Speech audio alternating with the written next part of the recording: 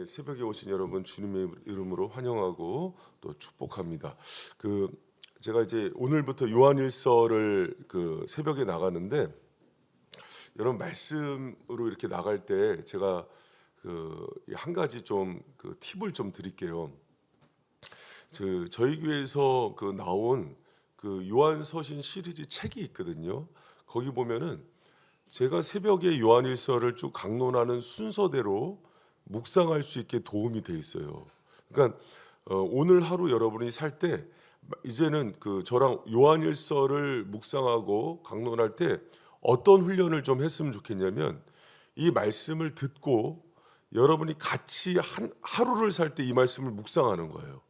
그래서 이걸 큐티라 그러거든요.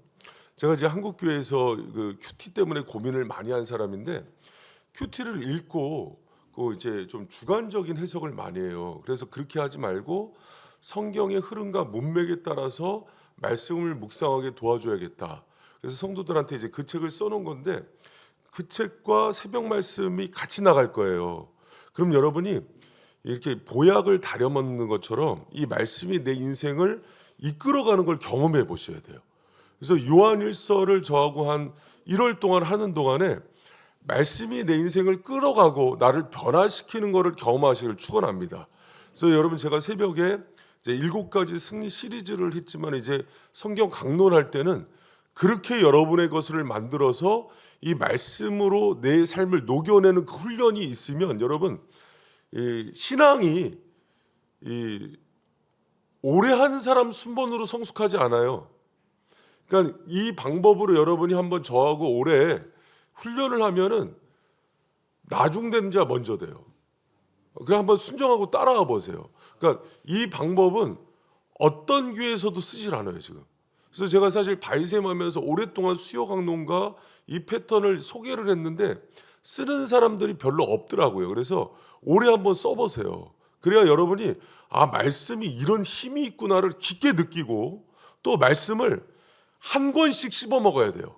그러니까 한 권씩이 뭐냐면 요한일서, 로마서, 창세기 이렇게 한 권씩 내 걸로 이렇게 쭉 만들어가는 그게 새벽 만나를 거두신다는 심정으로 나와서 그 말씀 훈련에 동참하기를 축복합니다. 그럼 여러분 그렇게 훈련 받으면 내 몸이 체질이 바뀌잖아요. 운동하면서 보약 먹으면 영혼이 바뀌어요. 그러니까 악한 영이 떠나가고 새로운 습관이 생기고 세계관이 바뀌고 막 중독이 끊어지는 역사가 일어나요. 여러분 그런 은혜가 임하길 축복합니다. 그런 부분에서 요한일서는 5장이라서 짧으면서 그런 훈련도 할 수 있지만 이 말씀 자체가 굉장히 중요한 본문이에요. 여러분 요한 사도가 요한복음, 요한 1, 2, 3서 요한계시록 썼는데 요한일서는 어떤 의미에서 쓴 거냐면 요한 사도가 있었던 당시에 교회 공동체가 위기에 빠져요. 마지막 사도였거든요. 앞에 있던 사도들 다 하나씩 죽어가요. 베드로, 야고보, 바울도 떠났어요. 그러니까 혼자 마지막 사도로 남아있는데 교회가 변질이 되는 거예요. 그러니까 이 세대들이 리더로 올라오기 막 시작하는데 교회가 정체성이 흔들려요. 오늘날 한국교회랑 비슷해요. 한국교회가 윤리도 실종되고 또 말씀도 실종되고 다 없어지는데 지금 갈등하는 게 뭐냐면 교회에 대해서 세상이 상식을 묻고 이 교회가 이러면 안 되지 않냐 그러면서 바른 윤리 도덕을 물어요. 여러분 교회는요 세상보다 더 윤리적이고 도덕적이어야 돼요. 바르게 살아야 돼요. 그러나 중요한 걸 놓쳐요. 뭐냐면 본질을 놓치는 거예요. 교회의 본질은 윤리와 도덕이 있기 전에 성령의 공동체인 거예요. 예수 생명의 공동체인 거예요. 근데 그걸 잃어버리기 시작했어요. 유럽 교회가 무너질 때 유럽 교회가 막 갈등해요. 교회가 왜 이렇게 쇠퇴하지? 그럴 때 뭘 붙드냐면 사회복지를 붙들어요. 말씀을 내리고 그러면서 교회가 무너지기 시작해요. 여러분 지금 서구 교회가 그러고 한국 교회도 뭘 말하냐면 좋은 교회 하면은 인권부터 얘기해요. 여러분 인권 있어야 돼요. 그리고 좋은 상식도 있어야 돼요. 그러나 그 전에 진리가 살아 숨쉬어야 돼요. 예수의 생명이 살아 숨쉬어야 돼요. 여러분 발생교회가 그런 교회가 되기를 축복합니다. 그래서 동일한 고민 가운데 요한 사도가 요한일서를 쓸 때 어떤 마음으로 쓰냐면 진짜가 뭔지를 얘기해 주고 싶은 거예요. 그래서 여러분 그래서 이 요한일서를 읽으면 어떤 게 점검되냐면 내 안에 성령이 있는가? 내가 예수의 사람인가? 내가 예수의 복음이 있는가가 점검되는 거예요. 여러분, 이 말씀을 통해서 내가 진짜 생명이 있고 진짜인지를 점검하는 은혜가 있기를 축복합니다. 여러분, 그래서 얘기한 게 그 2절에 보면 1절 2절에 생명에 대해서 얘기해요. 1절에 태초에 있는 생명의 말씀에 관하여는 우리가 들은 바요 눈으로 본 바요 주목하고 우리 손으로 만진 바라. 이 생명이 나타나신 바 된지라. 이 영원한 생명을 우리가 보았고 증거하여 너에게 전하노니, 이렇게 얘기하잖아요. 계속 생명에 대해서 얘기하는 거예요. 여기 이 생명이 뭐냐면 조회라는 헬라어인데, 내가 예수님을 영접했을 때 거듭났다 그러잖아요. 그래서 우리 안에 성령이 임재한 걸 뜻해요. 그래서 바울은 이것을 성령 세례라고 얘기하는 거예요. 근데 요한은 생명이라고 자꾸 얘기해요. 영생에 관하여는, 여러분, 우리가 예수님 믿었을 때 가장 중요한 게 뭐냐면 우리 안에 생명이 생긴 거예요. 참 생명, 예수의 생명이 있어서 부활의 영이기 때문에 내가 이 생명이 있기 때문에 천국에 갈 수도 있는 거고, 이 생명이 있기 때문에 여기서 내가 말씀이 깨달아지고 또 찬양을 부를 수 있는 그런 은혜를 임하는 거예요. 여러분 안에 참 생명이 있습니다. 예수의 생명이 있습니다. 어떻게 알 수 있는지 알아요? 여러분, 지금 선포되면 주님의 진리의 말씀을 깨닫잖아요. 이 깨닫는 것이 내가 깨닫는 게 아니라 내 안에 있는 성령이 깨닫게 하시는 거예요. 여러분, 어저께 제가 2부 예배 이제 청년부랑 이제 2부 장년부랑 연합해서 드리는데 이제 막 예배가 뜨거워지는 거예요. 살아나는 거예요. 기쁘더라고요. 근데 제가 이제 그런 얘기를 했어요. 여러분, 제가 가끔 아멘에 대해서 이렇게 얘기를 하지만은 아멘은 생명 있는 사람의 반응이다. 내가 인위적으로 아멘하는 게 아니라 주님의 진리의 말씀이 선포될 때 내 안에 있는 영이 화답하는 게 아멘이다. 그래서 아멘은 사역동사로만 쓰여요. 내가 내 의지로 하는 게 아니라 주님의 진리가 선포될 때 내 안에 있는 영이 시켜서 하는 게 아멘인 거예요. 여러분, 그 생명의 역사가 일어나잖아요. 세상은 세상의 노래를 부르지만 우리는 새 노래를 부르잖아요. 여러분, 찬송가를 아무나 부를 수 있는 게 아니에요. 찬송을 부르면서 오늘 새벽에도 눈물을 닦고 마음에 감동 있고 평안을 느끼는 거는 내 안에 생명이 있기 때문인 거예요. 여러분, 이 안에 있는 생명의 역사들에 대해서 여러분이 계속해서 증거받고 그 생명의 역사대로 살아갈 수 있는 우리 성도들 되시기를 축원합니다. 이 생명의 역사에 대해서 그 다음에 이어지는 게 뭐냐면 굉장히 중요하게 강조하고 있는 게 뭐냐면 이 생명에 있는 사람들이 나타나는 중요한 증거가 3절에 소개돼요. 내 안에 정말 예수의 영이 있고 참 생명이 있고 정말 주님이 내 안에 임재해 계신다. 그럴 때 나타난 중요한 역사. 우리 3절 말씀 한번 같이 한번 읽어봅니다. 시작. 우리가 들은 바를 너희 우리의 사귐은 아버지와 그 아들 예수 그리스도 함께한. 아멘. 여기 보면 사귐이라는 게 반복돼요. 교제라고 하는 이해하면 좋아요. 코이노니아라 그럽니다.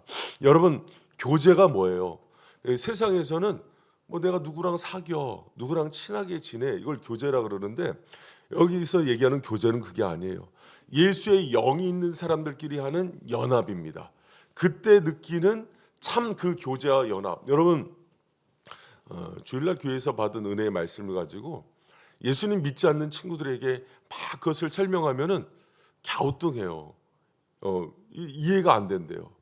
제가 이제 성령을 받은 게 청소년기 때인데 성령을 받고서 막 복음성가를 들었더니 사촌 형이 야, 너 이거 왜 들어? 이거 머리 아프다. 이해가 안 되는 거예요.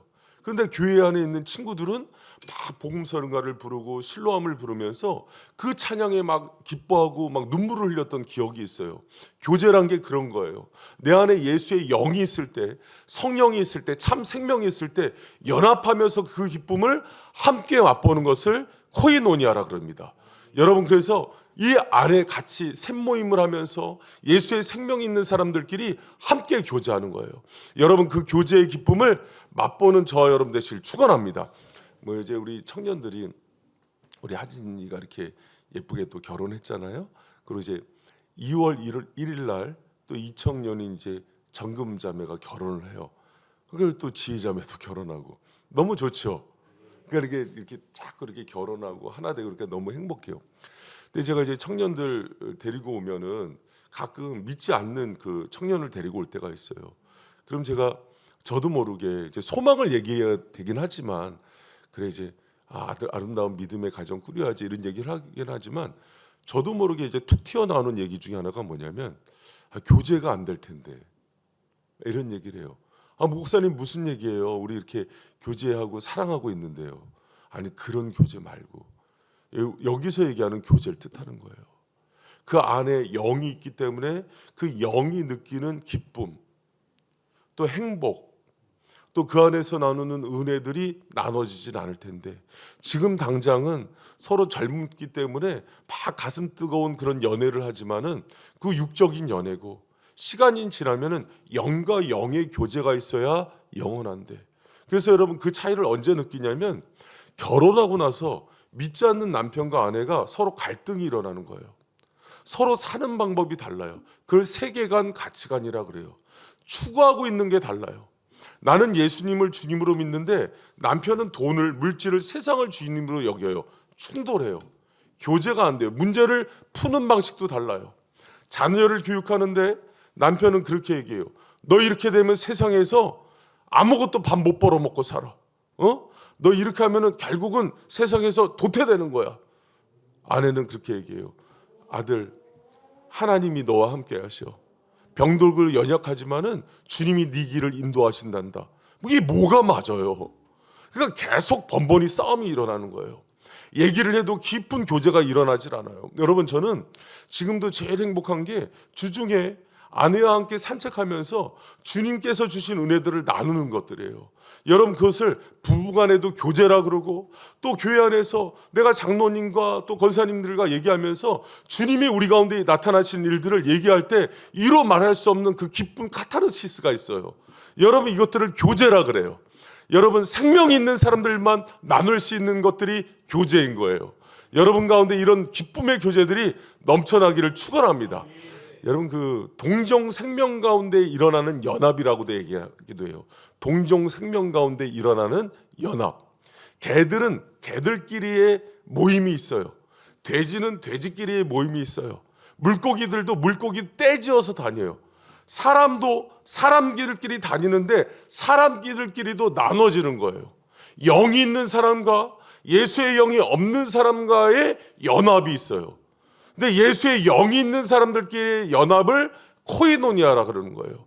여러분 그 코이노니아가 부부끼리 있고 내가 난 자식하고 일어난다면 그거는 말할 수 없는 기쁨인 거예요. 여러분 우리 가운데 그 참 생명의 교제가 넘쳐나기를 축원합니다. 여러분 이 교제가 있을 때 일어나는 중요한 거를 4절을 얘기해요. 왜 교제가 중요하냐면 우리 4절 말씀 같이 한번 큰 소리로 읽어요. 시작.